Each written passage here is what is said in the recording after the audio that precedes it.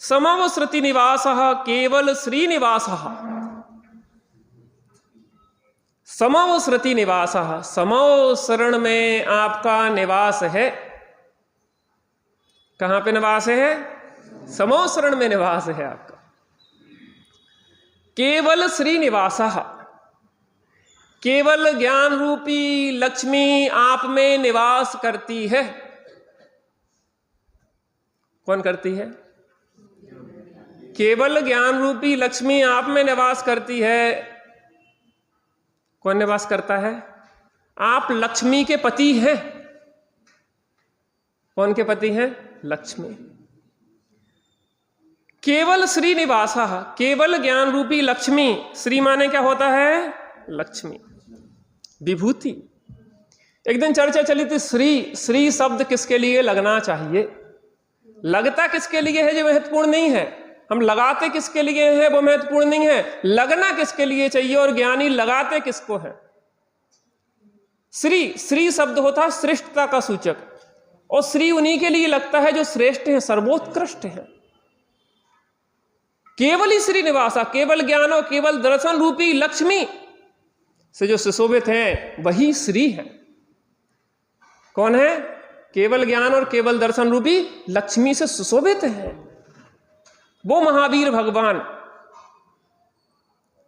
या जिनने सम्यक ज्ञान रूपी लक्ष्मी को प्राप्त किया है। लक्ष्मी माने होता है धन वैभव। आत्मा का धन वैभव आत्मा के गुण हैं, बाहर की लक्ष्मी आत्मा की लक्ष्मी नहीं है। पता, जिस लक्ष्मी को हम लक्ष्मी कहते हैं, जिस सोने चांदी हीरे मोती माणिक को लक्ष्मी कहते हैं, उसका स्वामी जड़ है, चेतन नहीं है। कौन है बताइए? हम पैसे के स्वामी हैं, हम सोने के स्वामी हैं, हम हीरे माणिक मोती के स्वामी हैं। आप स्वामी हो सकते? करने को जड़ का कार्य तुझे जड़ ही होना होगा, बनने को जड़ का स्वामी तुझे जड़ ही होना होगा। जड़ के स्वामी कब हो सकते? जड़ के स्वामी कब हो सकते? जब जड़ होंगे। चेतन जड़ का स्वामी हो सकता है क्या कभी?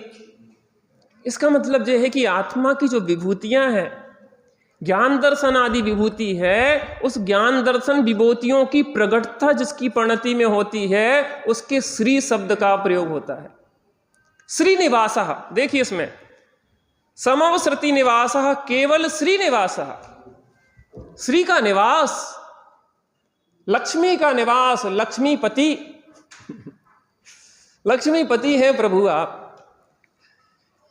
तो केवल ज्ञान केवल दर्शन रूपी लक्ष्मी है आपके पास। आप पूज्य हैं, जगत पूज्य हैं, त्रिभुवन पूज्य हैं। पता, केवल ज्ञान का बीज क्या है? सम्यक ज्ञान। क्या है? केवल ज्ञान का बीज क्या है? सम्यक ज्ञान। या श्री उन्हें लगाया जा सकता है जिनके जीवन में सम्यक ज्ञान प्रकट हो गया है। क्या कहा? जिनके जीवन में सम्यक ज्ञान प्रकट हो गया है, अर्थात चौथे गुण स्थान से श्री शब्द शोभा देता है। लगाते काय में हम उसकी बात नहीं कर रहे, लगने योग कहां सही है, यह बात समझ में आ रही ना? श्री माने सम्यक ज्ञान के पति, श्री माने केवल ज्ञान के स्वामी, केवल दर्शन के स्वामी। लक्ष्मी, श्री माने होता लक्ष्मी। लोक में भी लक्ष्मी की मूर्ति देखी ना आपने, धन वैभव को बरसाती हुई। ऐसे ही श्री माने होता है जो अपने अनंत ज्ञान दर्शन सुख वीर आदि वैभव जिसमें बरस रहा है। देखो आप समझे इस बात को, वो प्रतीक है। सरस्वती की प्रतिमा बनाई जाती है, वो हंस वाहिनी होती है। हंस माने क्या होता है? वो क्षीर निर्विवेकी होता है। जे चीजें किसी क्या होता है, अमूर्तिक चीज को व्यक्त करने के लिए कुछ मूर्ति बनाई जाती है।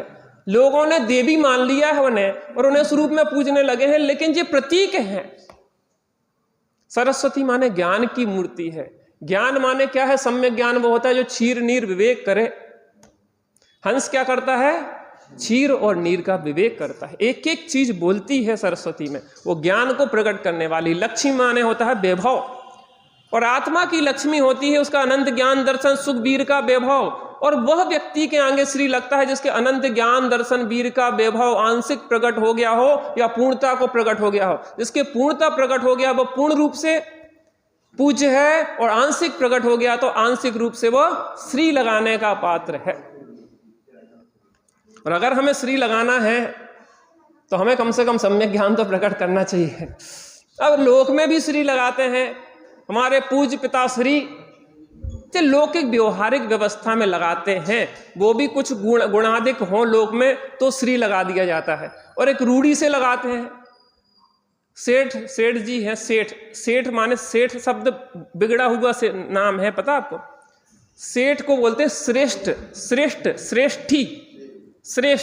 श्रेष्ठ माने होता है उच्च गुण वाला। श्रेष्ठी वर्ग तो बिगड़ते बिगड़ते श्रेष्ठ से सेठ हो गया। तो श्रेष्ठ माने जो श्रद्धा में श्रेष्ठ है, जो ज्ञान में श्रेष्ठ है, जो आचरण में श्रेष्ठ है, वो सेठ है। ऐसे श्री तो लगता है ज्ञानियों, सम्यक दृष्टि या केवल ज्ञानियों को, लेकिन हमने क्या किया? रूढ़िक अर्थ। जैसे किसी का नाम महावीर रख दो ना, गुण तो एक भी महावीर के न हो फिर भी महावीर बोले चले जा रहे हैं। बात समझ में आती कि नहीं आती? जो रूढ़िक अर्थ है या व्यवहारिक अर्थ है वो अलग बात है, व्यवहारिक रूप में प्रयोग करते हैं, लेकिन वास्तव में किन अर्थों में प्रयोग करना चाहिए ये भी हमें ज्ञान होता है। व्यवहारिक रीति का निषेध नहीं है, लेकिन व्यवहारिक रीति में भी उन्हें भी रिस्पेक्ट दो जो उस लायक हुए। गुणहीन को आप रिस्पेक्ट दो तो उसका तो अहंकार बढ़ेगा और वास्तव में उसके जीवन में कुछ शोधन आने वाला नहीं है।